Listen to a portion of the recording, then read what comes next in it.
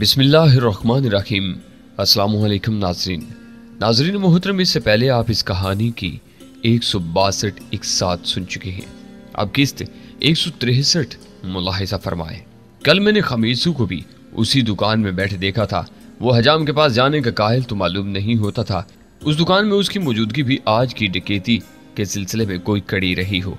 पिछले चंद दिनों में मेरी दाढ़ी जितनी भी बड़ी थी वो मेरा कीमती असासा बन चुकी थी, क्योंकि उसे मुझे अपना हुलिया पहले की निस्बत मुख्तलिफ बनाने में बहुत मदद मिल रही थी। चुनांचे उससे महरूमी का फैसला तो मैं हरगिज नहीं कर सकता था। अलबत्ता हजाम से खत बनवाने में कुछ वक्त ज़ाया कर सकता था। मैं भी उस मसले पर गौर खोज ही कर रहा था कि अचानक प्याली मेरे हाथ से गिरते गिरते बची। दरअसल बैंक से एक शख्स बरामद हुआ था और उसे देखकर मुझे हैरत का शदीद झटका लगा था। वो इंस्पेक्टर रहीम गुल था। इंस्पेक्टर रहीम गुल सादा लिबास में था, लेकिन मैं उसे हजारों के मजमे में पहचान सकता था। और शायद यही मामला दूसरी तरफ भी था, इसलिए मैंने फौरन दीवार की तरफ मुंह कर लिया। रहीम गुल ने उस तरफ देखा ही नहीं था जिधर मैं खड़ा था। मेरी जब उस पर नजर पड़ी उस वक्त उसकी पेशानी पर शिकने थी और किसी गहरी सोच में था। दोबारा मुड़कर उसकी तरफ देखना मैंने बेहतर न समझा। इतना ही गनीमत था कि उसकी मुझ पर नजर नहीं पड़ी थी। अब ये कोई अच्छी बात न होती कि मैं खुद उसे अपनी तरफ देखने की दावत देता। ये एक अजीब ही मौका था। मैं उसे उलझने का खतरा मोल नहीं ले सकता था, क्योंकि फिजा में पहले ही एक खतरे की आहटें उभर रही थीं। रहीम गुल के मामले में मेरा मसला ये था कि मैं उसे हरगिज हलाक करना नहीं चाहता था। वो एक छोटा मगर दयानतदार अफीसर था। दयानतदार और दलेर अफीसर हमारे मुआशरे में पहले ही तकरीबन नायाब हो चुके हैं। उसे अचानक सामना होने पर हैरत के बायस एक लम्हे के लिए मेरे दिल की धड़कनें तेज हो गई थी। आखिर वो यहाँ नजर ही क्यों आया था? क्या उसे यहाँ मेरी मौजूदगी का शुबा हुआ था, या उसे यहाँ मेरी आमद का कोई इम्कान नजर आया था? क्या वो मेरा सुराग लगाता हुआ यहाँ तक आन पहुंचा था, या फिर उसे डाके की मुखबरी हो चुकी थी? मगर तो ये उसका इलाका ही नहीं था। वो क्यों इतनी दर्द सरीम मोल लेता? पुलिस वाले तो अपने इलाके की वारदातों के सिलसिले में ही कुछ जहामत कर लें तो गनीमत होता है। दूसरे उस वक्त रहीम गुल डाकुओं का मुकाबला करने के लिए किसी भी एतबार से तैयार नजर नहीं आता था। अचानक मुझे एक और अजीब सा ख्याल आया। कहीं ऐसा तो नहीं था कि मैंने उसकी बेपनाह दयानतदारी, दलेरी और कभी न झुकने कभी न बिकने की जो बातें सुनी थी वो महज किस्से कहानियां थी, प्रोपेगेंडा था। दर हकीकत कहीं डकैती के उस मंसूबे से ही तो उसका कोई ताल्लुक तो नहीं था। सवालात, शुबहात और इम्कानात कन खजूरों की तरह मेरे जहन से चिमटते जा रहे थे और किसी भी बात का कोई तसल्लीबख्श जवाब मेरे पास मौजूद नहीं था। चुनांचे मैंने तमाम सोचों को जहन से झटक दिया, नहायत इत्मीनान से चाय वाले को अदायगी की और बेहद आहिस्तगी से गर्दन घुमाकर बैंक की तरफ देखा। रहीम गुल जा चुका था। वो बाजार में भी कहीं नजर नहीं आ रहा था। मैंने इत्मीनान की एक तवील सांस ली और अपने स्याह घटिया चश्मे को नाक पर कुछ उस अच्छी तरह जमा लिया। एक बार फिर मोहतात अंदाज में इधर उधर का जायजा लेकर मैं आगे चल दिया। इस बार मैंने यूं बाजार के सिरे तक फासला तय किया जैसे मुझे कुछ खरीदना था, लेकिन अपने मतलब की चीज मुझे कहीं नजर नहीं आ रही थी, या मैं किसी फैसले पर नहीं पहुंच पा रहा था। दर हकीकत मुझे उस किस्म की अदाकारी की जरूरत ही नहीं थी। वहां किसी की भी तवज्जो मेरी तरफ नहीं थी, लेकिन मैं महज एहतियातन ऐसा कर रहा था। उस चक्कर में वापसी पर मैंने सोचा कि एक बार उस दरारनुमा गली में घुसकर भी देख लेना चाहिए जहां मुझे पोजीशन लेना थी। मुझे चलने में बाद अंदाजा हुआ कि मेरा उस गली में घुसना कैसा बरवक्त था। शायद किसी गैबी हाथ ने मुझे उस गली की तरफ धकेला था। गली में घुसते ही बदबू के भवक्के ने मेरा इस्तकबाल किया। शायद आसपास के घरों वाले उस गली में कचरा फेंकते थे, लेकिन मुझे नाक भूं चढ़ाने की मोहलत नहीं मिली, क्योंकि अपने अक में बाजार की तरफ मुझे किसी इंजन की खड़खड़ाहट सुनाई दी थी जो तेजी से करीब आती जा रही थी। उसके साथ ही कुछ गड़बड़ का एहसास हुआ था। मैंने पलटकर मुहतात अंदाज में दरारनुमा गली से सर निकाल कर देखा। स्याह रंग की एक जीप किसी गजबनाक दरिंदे की तरह कुराती हुई बाजार में चली आ रही थी। ड्राइवर समेत उस खुली जीप में 5 आदमी नजर आ रहे थे और पांचों के चेहरों पर ढाटे थे। कलशगोफे उन्होंने हाथों में बुलंद कर रखी थी। वो बड़े धड़ल्ले से बाजार में चले आ रहे थे। फिर फिजा गोलियों की तड़तड़ाहट से मुर्ताइश हो गई। उन्होंने गालबन लोगों को खौफजदा करने के लिए हवाई फायरिंग की थी। उनका मकसद पूरा हो चुका था। लोग खौफजदा होकर इधर उधर भागने लगे। चंद अफराद दीवारों से चिपक कर खड़े हो गए। बाजार में औरतें इक्का दुक्का ही थीं। बच्चे वाली एक औरत को मैंने दहशत ज़दा होकर एक दुकान में घुसते देखा। एक औरत में शायद कहीं भागने या पनाह हासिल करने की भी सकत नहीं रही थी। वो एक दुकान की दीवार से चिपक कर अकड़ों बैठ गई थी और गालबन अपनी चीखें रोकने के लिए उसने सख्ती से मुंह पर हाथ रख लिया था। चलने में पहले मैंने बाजार में 3-4 ऐसे अफराद को भी देखा था जिनके कंधों पर कोई न कोई गन थी, लेकिन अब वो कहीं दिखाई नहीं दिए।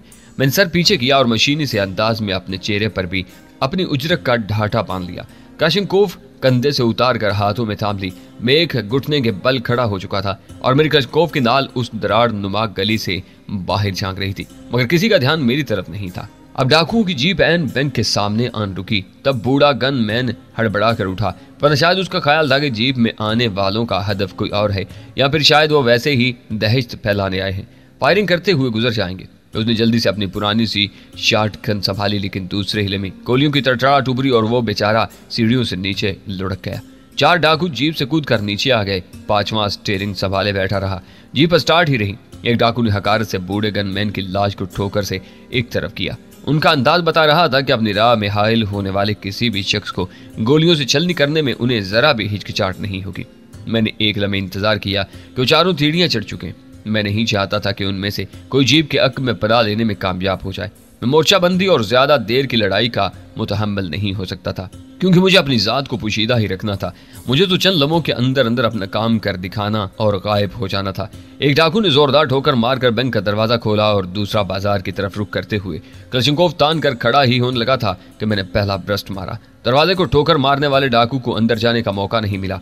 राइफल तान कर बारोब अंदाज में खड़े हुए डाकू की हसरतें भी दिल ही में रह गईं। एक तो हवा में उछला और सर के बल सड़क पर आया, दूसरा अपना सीना थामे उस अंदाज में सीढ़ियों से लुढ़का जिस अंदाज में बूढ़ा गनमैन लुढ़का था।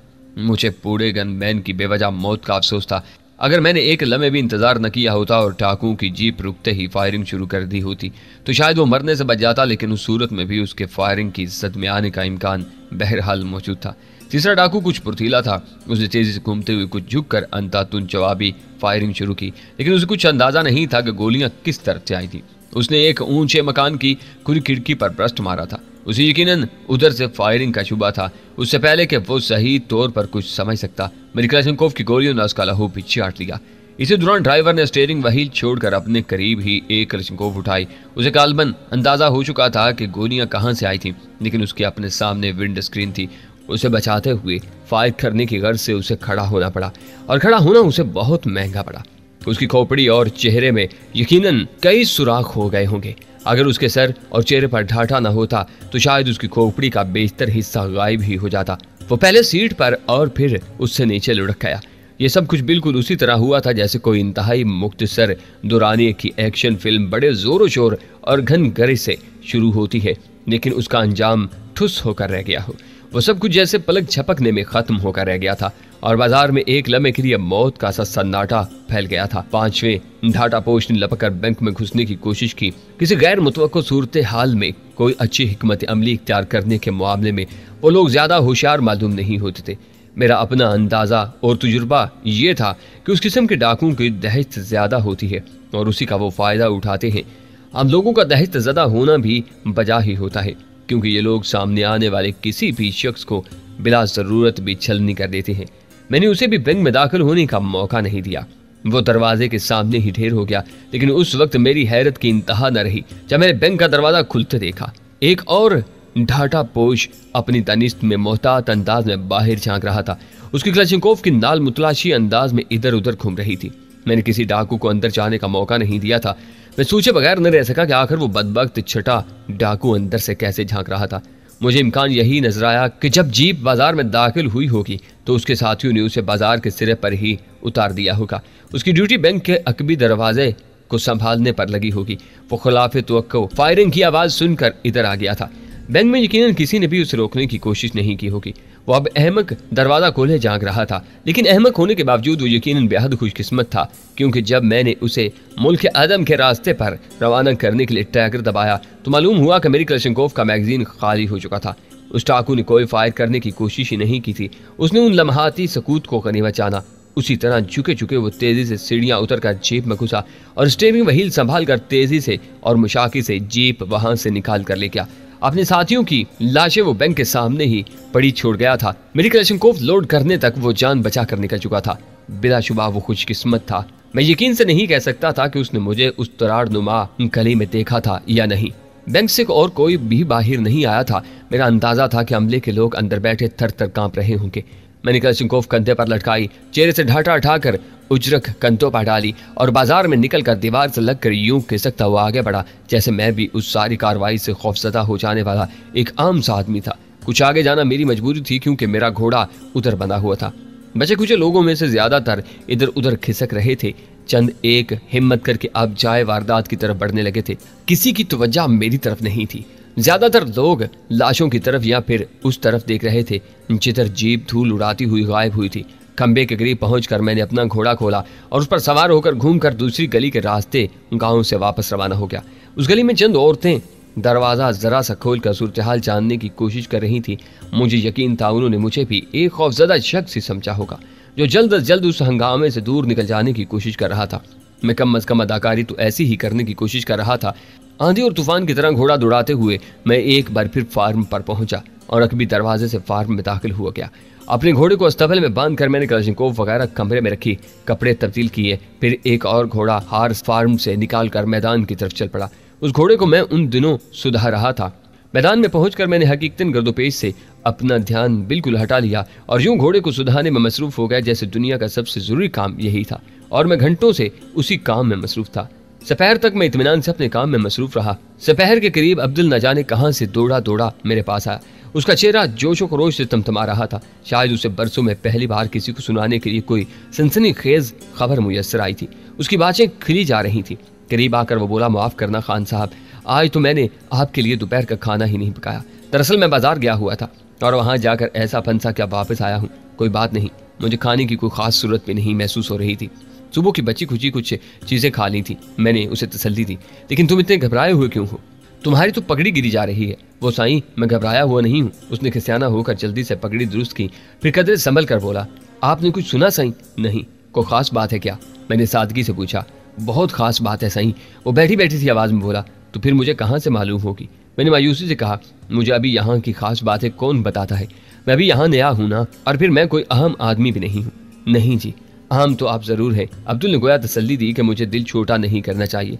हिम्मत बढ़ाने वाले लहजे में बात जारी रखते हुए बोला, रईसानी जी ने सबको खास तौर पर हुक्म दिया था कि आपका बहुत अच्छी तरह ख्याल रखें, इसलिए हमारी नजर में तो आप खास आदमी हुए। खैर, तुम वो बात बताओ जो बताने लगे थे। मैंने कहा।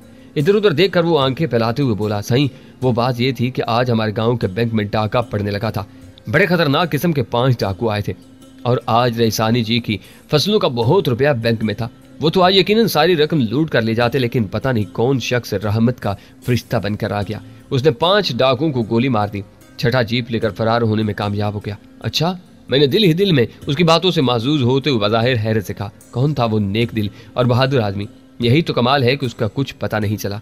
अब्दुल पुरजोश लहजे में बोला, सिर्फ एक बुढ़िया ने उसकी झलक देखी थी जो चौबारे की खिड़की में खड़ी थी, मगर उसकी नजर ज्यादा अच्छी नहीं है। उसने बताया कि वो भी डाकुओं की तरह ही ढाटा बांधे हुए था और वो एक तंग सी गली से गोलियां चलाता नजर आया था। बुढ़िया फायरिंग से डर कर अंदर जाकर छुप गई थी। सुकून होने पर वो दोबारा खिड़की में आई तो वो शख्स गायब हो चुका था। फिर अब्दुल ने ख्याल जाहिर किया, मुमकिन है वो भी डाकू ही का कोई साथी रहा हो, लेकिन किसी बात पर आखिरी वक्त में डाकुओं से उसकी बिगड़ गई हो, झगड़ा हो गया हो और उसने अपने साथियों पर ही फायरिंग खोल दी हो। वो खासा खतरनाक ख्याल जाहिर कर रहा था। मालूम नहीं किसने उसके दिमाग में ये बात डाली थी। तुमसे किसने कहा कि वो डाकुओं का साथी भी हो सकता था? मैंने घोड़े की गर्दन पर हाथ फेरते हुए सरसरी से लहजे में पूछा। ये तो मैं खुद सोच रहा हूँ सही, वो जरा फखरिया से लहजे में बोला। कोई और ऐसी दिलेरी दिखाता तो उसे पोशीदा रखने की जरूरत थी। वो तो रईसानी जी से इनाम हासिल करता। देखो अब्दुल, मैंने उसके कंधे पर हाथ रखते हुए हमदर्दाना लहजे में कहा, तुम ज्यादा सोच विचार न किया करो। नन्ना सा दिमाग है तुम्हारा, ख्वामुख्वा इतना सोचने में खर्च हो जाएगा। देखे खान साहब, मैं इधर उधर किसी से फालतू बात नहीं करता हूँ, लेकिन इंसान को सोच विचार तो करनी चाहिए ना। वो उदास से लहजे में बोला। अच्छा खैर, मैंने उसका कंधा थपका। ये बताओ फिर क्या हुआ? कुछ नहीं साहब, बस 5-10 सेकंड में ही सबका सफाया हो गया। वो अभी तक हैजान ज़दा लहजे में ही बात कर रहा था। सही, अल्लाह ने बड़ा करम किया कि बैंक लुटने से बच गया। बड़ी भगदड़ मच गई थी। सारा गांव इधर उधर जमा हो गया था। रब नवाज और उसके दूसरे कई आदमी इधर ही थे, वो भी मौके पर पहुंच गए। पुलिस के जो 6 आदमी थाने में होते हैं, उनकी तो समझ में नहीं आ रहा था कि क्या करे। फिर हासला आबाद से भी कुछ पुलिस थी, वो भी आ गई। डाकुओं की लाशें भी वही ले गए हैं। अभी कुछ पता नहीं चल रहा कि वो किस गिरोह के डाकू हैं और किस इलाके से आए थे। मतलब ना तो उनके बारे में कुछ पता चला है और ना ही उसके बारे में जिसने उन्हें जहन्नुम रसीद किया है। चलो खैर, अच्छी बात यह है कि बैंक लुटने से बच गया। मैंने कहा, हाँ साईं। उसने तायद में सर हिलाया। रईसानी जी सुनेगी तो बहुत खुश होगी। बैंक में ज्यादा रुपया पैसा हमेशा उन्हीं का होता है, लेकिन शायद वो फिक्रमंद भी हों, क्योंकि उससे पहले कभी डाकुओं ने इधर का रुख नहीं किया। यहाँ आज तक उस किस्म की कोई वारदात नहीं हुई थी। मैंने दिल ही दिल में कहा, डाकू तो कब से इस हीरा सी औरत के गिर्द साजिशों की जाल बुन रहे हैं, मगर उसे कुछ पता ही नहीं। किसी रोज अचानक ही उसका ये गोशा आफियत शोहलों में गिर गया तो शायद उसे संभलने का मौका भी न मिले। ताहम अब्दुल से मैंने कुछ नहीं कहा और घोड़े की लगाम पकड़कर उसे वापस हार्स फार्म ले आया। मैं जो कुछ मालूम करना चाहता था वो मुझे मालूम हो चुका था। अब मुझे ख्वामुखा वहाँ अपने आप को मसरूफ जाहिर करने की जरूरत नहीं थी। मैं सिर्फ यही जानना चाहता था कि मेरे आने के बाद वहाँ क्या हुआ था। दूसरे रोज सुबह नाश्ते से फारिग होकर मैंने अब्दुल से कहा कि मैं जरा एक काम से जा रहा हूँ, शायद शाम तक वापसी हो। शेर मोहम्मद आए तो उसे कहना अकेला ही काम करता रहे, जिस घोड़े को मैं सुधार रहा था उसे ही सुधारने की कोशिश करे। शेर मोहम्मद तो शायद आज ना आए। अब्दुल थोड़ी खजाते हुए बोला, क्यों, खैरियत? सच्ची बात यह है साईं कि उसे घोड़े सुधारने से कोई खास दिलचस्पी नहीं रही।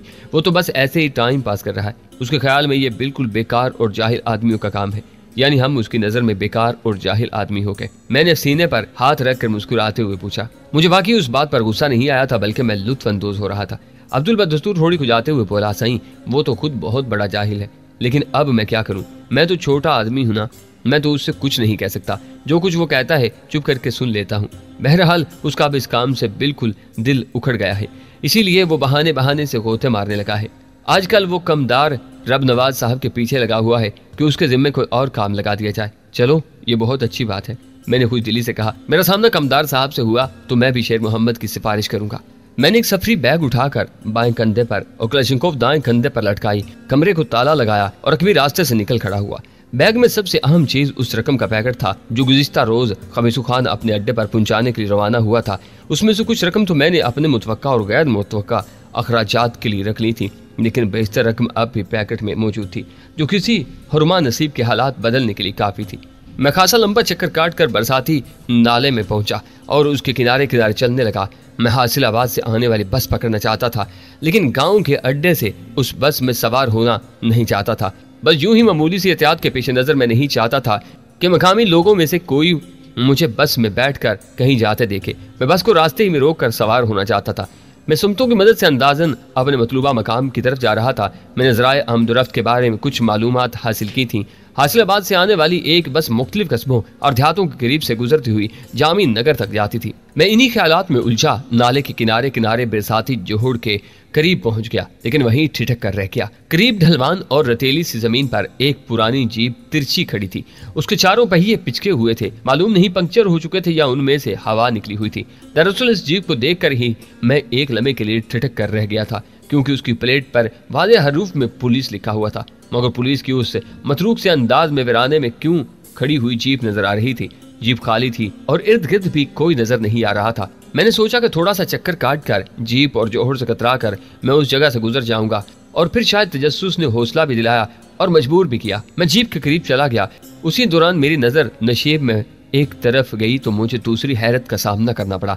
जोहड़ में काफी पानी मौजूद था, लेकिन गंदा सा पानी था, इसलिए उसकी गहराई का अंदाजा नहीं हो सकता था। जोहड़ के किनारे नीम रेतली ढलान जमीन पर एक शख्स ऊंधे मुंह पड़ा था। वो शलवार कमीज वास्कट में था, सर से पांव तक गंदे पानी और कीचड़ में लुथड़ा हुआ था। वो यकीनन जोहड़ में गिरने के बाद बाहर आया था, लेकिन अजीब बात थी कि उसके हाथ उसकी पुश्त पर बंधे हुए थे और पांव में भी रस्सी की बंदिशें थीं। वो कतई साग था, मालूम नहीं जिंदा भी था या मर चुका था। फिर मैंने बगौर देखा तो उसकी ऊपरी धड़ में मामूम सी सांसों की आमद रफ्त नजर आई, जो इस बात की निशानदेही कर रही थी कि वह अभी तक जिंदा है। मैं उसके करीब पहुंचा और एक हाथ से अपनी गन और चादर संभालते हुए दूसरे हाथ से मैंने उसे सीधा कर दिया। दूसरे लम्हे में गैर इरादी तौर पर पीछे हट गया। उसका चेहरा और बाल गो के कीचड़ में लिथड़े हुए थे, फिर भी उस शख्स को मैं हजारों में पहचान सकता था। वो इंस्पेक्टर रहीम गुल था। उसकी आंखें बंद थी और सांसों की आमद रफ्त सुस्त थी। कल मैंने उसे बड़े तमतराक से साफ सुथरे हुलिये में बैंक से निकलते देखा था।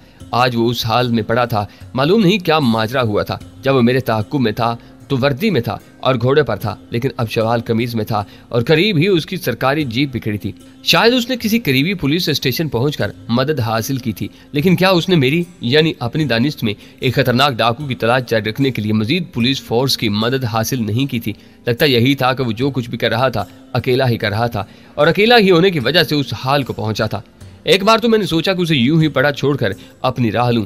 अव्वल तो मुझे उस सूरत हाल पर खुश होना चाहिए था, क्योंकि किसी और ने मेरे हिस्से का काम कर दिया था, लेकिन न जाने क्यों मेरा दिल नहीं माना। मैंने उसकी बंदिशें खोली। कमीज के नीचे उसकी कमर से हॉल्स्टर भी बंधा हुआ था, मगर उसमें रिवाल्वर नहीं था। मैं उसे उठाकर जोहड़ से कुछ दूर हमवार जमीन पर ले आया।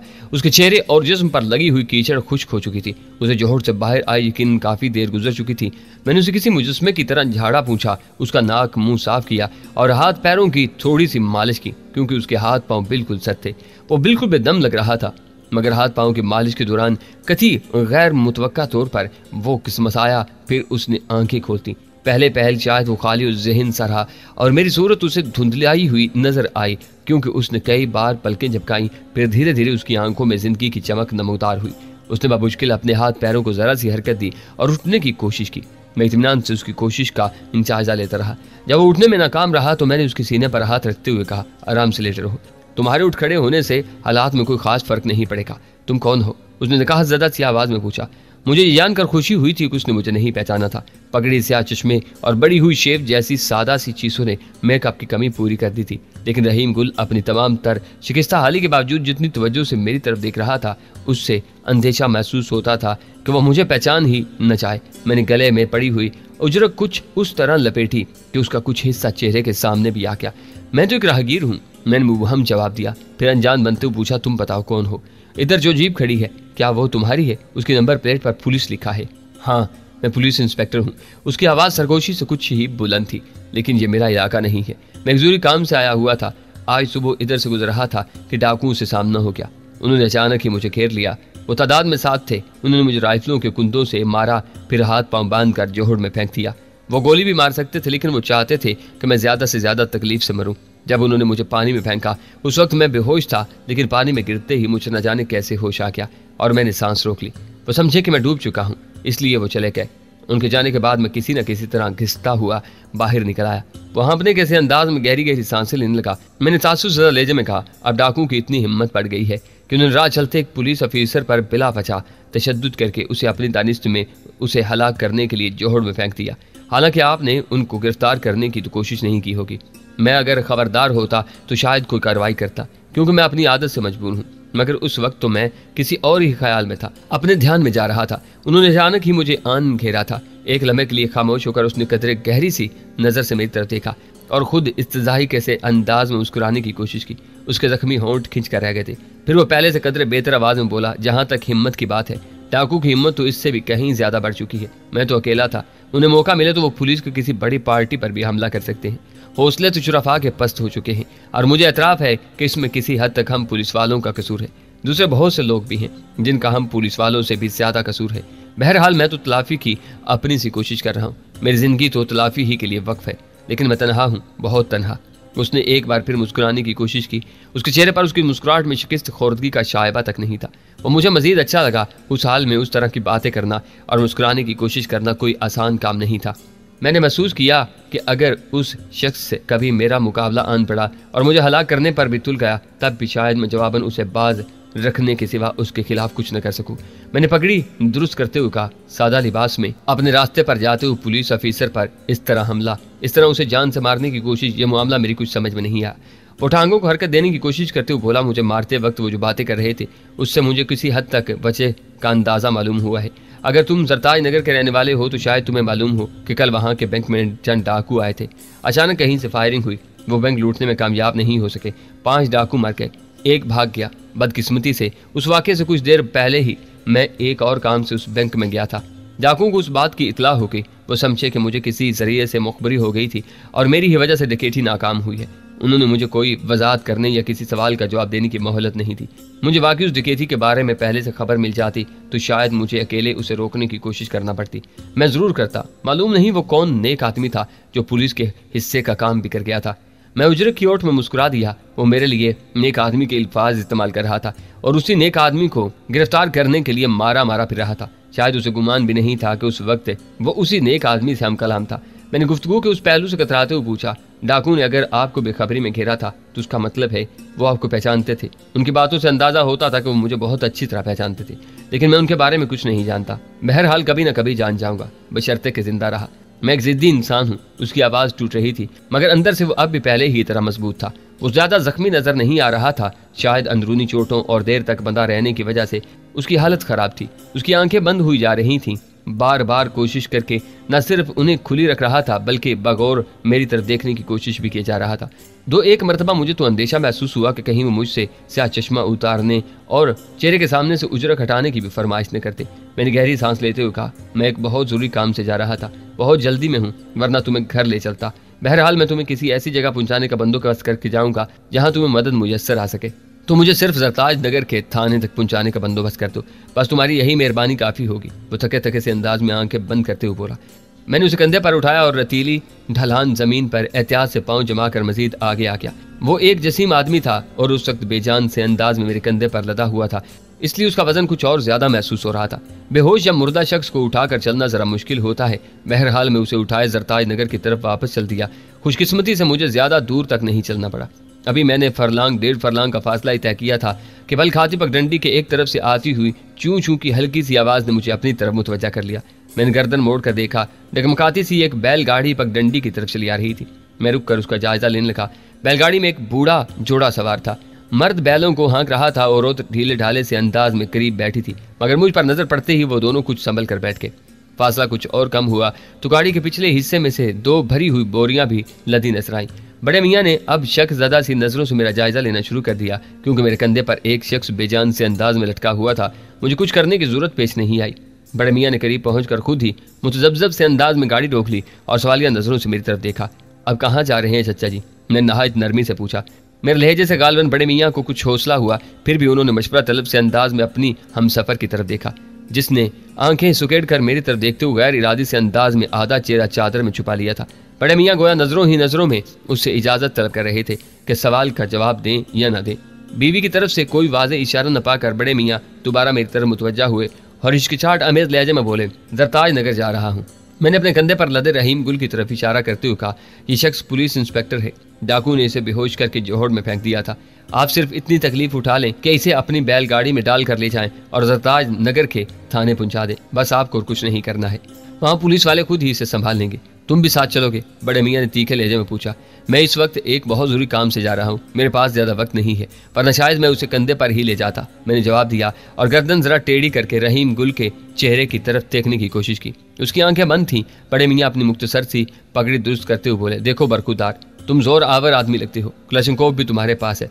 तुम चाहो तो इस मरे हुए या अध मरे आदमी को जबरदस्ती भी मेरी गाड़ी में डाल सकते हो, लेकिन तुम्हें इस किस्म के बहानेबाजी की क्या जरूरत है? हमें क्यों किसी चक्कर में फंसाने की कोशिश कर रहे हो? इससे जान छुड़ानी है तो पगडंडी से दूर कहीं झाड़ियों में फेंक दो। बड़े मियाँ इतने सीधे साधे नहीं थे जितने नजर आ रहे थे। मैं जरा शर्मिंदा सा हो गया क्योंकि उन्होंने मुझे झूठा समझा था। रहीम गुल बदस्तूर ढीले ढाले अंदाज में मेरे कंधे पर लटका हुआ था। शायद वो बेहोश हो चुका था, इसलिए मेरी बात की तस्दीक नहीं कर सकता था। एक लम्हे के लिए मैं तजब्जुब में पड़ गया कि क्या करूं। उसी दौरान बड़े मियाँ जरा तवक्कुफ के बाद बोले, अगर मैं तुम्हारी बात पर यकीन भी कर लूं कि ये पुलिस इंस्पेक्टर है, तब इसे इस हालत में थाने पहुंचाने का तो मुझ में हौसला नहीं है। बेटा, थाने वाले तो मुझे ही धर लेंगे। अगर ये मुर्दा नहीं है लेकिन रास्ते में अल्लाह को प्यारा हो गया तो मैं बिल्कुल ही मारा जाऊंगा। हम गरीब लोग हैं, हमें मुआफी रखो। उसी लम्हे रहीम गुल खसमसाया, फिर नकाहत भरे अंदाज में मेरे बाजू पर कुछ सीधा होते हुए आहिस्तगी से आंखें खोलकर नहायत धीमी आवाज में बड़े मियाँ से मुखातिब हुआ, घबराओ नहीं बाबा, ये शख्स जो कुछ कह रहा है ठीक कह रहा है। तुम मुझे ले चलो, तुम्हें कोई तकलीफ नहीं होगी, बल्कि शायद कुछ इनाम ही मिल जाए, और उसके अलावा मैं जिंदगी भर तुम्हारा शुक्रगुजार भी रहूंगा। चचा, हमारा मामला बद अच्छा बदनाम बुरा वाला है। हम पुलिस वाले इतने बुरे नहीं हैं जितने बदनाम हैं।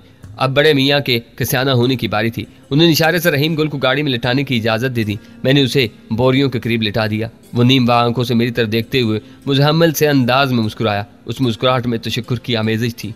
वो नहायत धीमी आवाज में बोला, मैं तुम्हारा भी शुक्रगुजार रहूंगा। मैंने उसे खुदा हाफिज कहा और बैलगाड़ी से उतराया।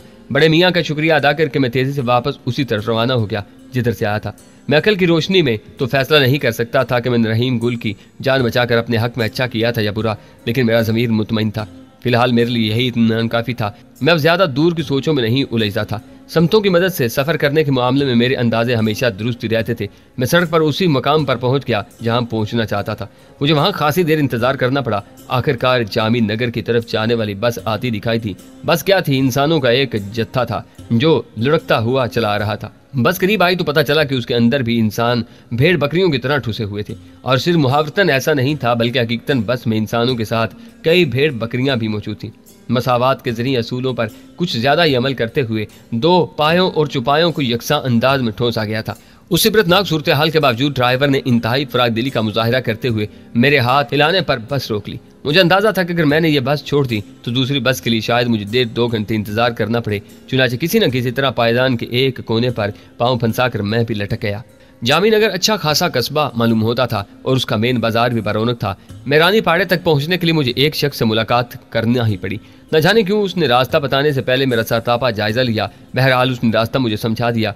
2-3 मेरे साथ चलने पर भी कमर बस्ता नजराने लगे थे। मैंने बमुश्किल उन्हें बाज रखा। उसके बाद मुझे मैरानी पाड़े तक पहुंचने में कोई दुश्वारी पेश नहीं आई। वो खासे उसरत ज़दा से मकानों पर मुश्तमिल एक मुख्तसर सी गली थी जिसमें 4-5 बच्चे खेल रहे थे। मैंने उनमें से एक को अपनी तरफ मुतवज्जा करते हुए पूछा, बेटा तुम्हें मालूम है कंडक्टर अब्दुल रशीद का घर कौन सा है? लड़का अपने साथियों की निस्बत जरा बड़ा था, 10-12 साल का होगा। वो अखरोटों से खेल रहे थे। मेरा सवाल सुनकर बड़ा लड़का खेल को भूल भाल कर हाथ झाड़ते हुए मुस्तैदी से बोला, जिसे डाकू ने कत्ल कर दिया था। हाँ, मैंने आहिस्तगी से जवाब दिया। वो चारों बैक वक्त मुझे घर बताने पर तुल गए और मुझे गोया घेर घार कर आगे चलती है। उनसे पूछकर मैं तो फंस गया था। अब्दुल रशीद का मकान गली में दाएं हाथ पर आखिर में था। उससे आगे गली बंद थी। वो नीचे सी दीवारों वाला एक नीम पुख्ता मकान था। दरवाजे पर टाट का पर्दा पड़ा हुआ था जिसका निचला हिस्सा तार था। मुझे दस्तक यहाँ आवाज देने की जरूरत पेश नहीं आई। तमाम बच्चे धड़ धड़ करते दराना वार अंदर घुस गए और चंद सेकंड बाद उसी रफ्तार से वापस आ गए। वो मेरे गिर्द दायरा बनाकर खड़े हो गए और बड़े मुदबराना अंदाज में मेरा सरतापा जायजा लेने लगे।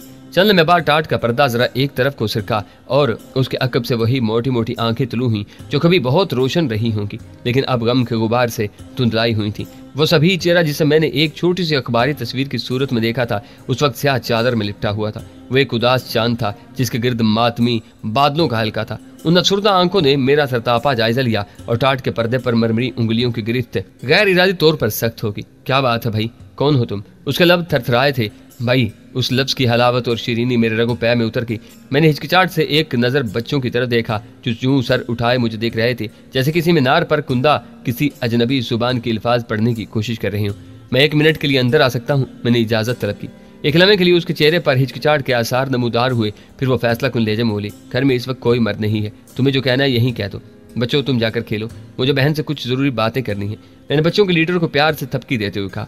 उनके चेहरों पर नापसंदगी और नागवारी के तासरात उभर आए लेकिन वो बादल नख्वास्ता गली के उस सिरे पर वापस चले गए जहां वो कुछ देर पहले अखरोटों से खेल रहे थे।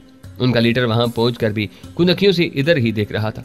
मैंने अपने बैग से उस रकम का पैकेट निकाला जो खमीसू खान कोल्ड की क्लब से लेकर चला था और जो उसे हलाक करने के बाद मैंने अपने पास रख ली थी। उसमें अब भी तकरीबन 5 लाख की रकम मौजूद थी। मैंने पैकेट उसकी तरफ बढ़ाते हुए कहा, अब्दुल रशीद ने यह पैकेट किसी के पास अमानत रखवाया हुआ था। उस शख्स ने अखबार में अब्दुल रशीद के कत्ल और उसके कुंबे के हालात के बारे में पढ़ा तो मेरे हाथ ये चीज आप लोगों के लिए भिजवाई है। उसने कहा है कि अब जबकि अब्दुल रशीद इस दुनिया में मौजूद नहीं है तो आप लोग ही उसकी अमानत के वारिस हैं। वैसे अब्दुल रशीद ने ये आप लोगों के लिए ही रखवाई थी। उसने कहा था कि वो किसी मुनासिब वक्त पर ले जाएगा लेकिन उसकी जिंदगी ने वफा नहीं की। लड़की का हाथ पैकेट थामने के लिए आगे नहीं बढ़ा। क्या है इसमें? उसके लहजे में एक बेउनवान सा खौफ था। क्या नाम है उनका जिन्होंने ये भेजा है? उन्होंने अपना नाम बताने से मना किया है और मुझे ये भी मालूम नहीं कि इस पैकेट में क्या है। उन्होंने सिर्फ इतना कहा था कि इसमें एक ऐसी चीज़ है जो आपके बहुत काम आएगी। ये चीज़ सिर्फ अब्दुल रशीद को वापस नहीं ला सकती लेकिन आपके बाकी तमाम मसाइल हल कर देगी। आप इसे रख लें। अब्दुल रशीद का महज नाम सुनकर ही लड़की की आंखें भर आई थीं। हालांकि उसके कत्ल के बाद से अब तक उसका वक्त यकीनन आंसू बहाने में गुजरा होगा लेकिन आंसू के सूते शायद कुछ खोने का नाम नहीं ले रहे थे। वो गुलगीर आवाज में बोली, जो चीज अब्दुल रशीद को मेरे भाई जान को वापस नहीं ला सकती वो हमारे किस काम की? बहरहाल ये तुम लोगों की अमानत है, इसे रख लो। मैंने जोर दिया। उसने पैकेट बेदिली से थाम लिया और एक तरफ हटते हुए बोली, अंदर आ जाओ भाई। अब गोया उसने मुझ पर एतमाद करने का फैसला कर लिया। बस अब मेरे अंदर आने की जरूरत नहीं रही। मैं चलता हूँ, खुदा हाफिज, मैंने कहा और तेजी से मुड़कर वापस चल दिया। गली के मोड़ पर पहुंचकर मैंने मुड़कर देखा। 2 उदास आंखें अभी तक मेरी जानिब निगरान थी। अब उन आंखों में उदासी के साथ हैरत भी झलक रही थी। मैं जिस रास्ते से आया था तेजी से उसी रास्ते से वापस चल दिया। एक अजीब सी सरशारी, एक अजीब सी खुशी की खुशबू हर मसामे जान से रूह की गहराइयों में उतर आई थी। मैं अपने आप को बेहद हल्का फुल्का महसूस कर रहा था और उस वक्त गोया चल नहीं रहा था, उड़ रहा था। किसी की मदद करने में एक अजीब ही लज्जत पनाह होती है।